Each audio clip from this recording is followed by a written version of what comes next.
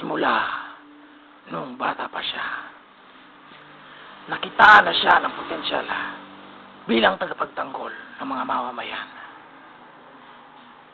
Siya ang tagapangalaga ng bote ng Coke. Arala, para sa dalaga, di kundi dahil sa pag-ibig at sinalikuran ko na siya, dilaga, di balik makasama, ibang mga babae sa mundo, kinalimutan ko na para masa bilang sa'yo ito. At nang lumaki na siya, nakitaan siya ng potensyal at naging isang tagapagtanggol.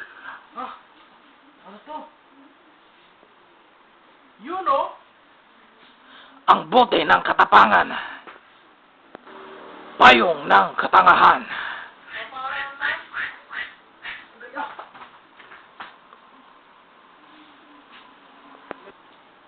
bangko ng katamaran. Ay, ito naman. Pagod. Tulog na muna. At ang papel ng inutangan,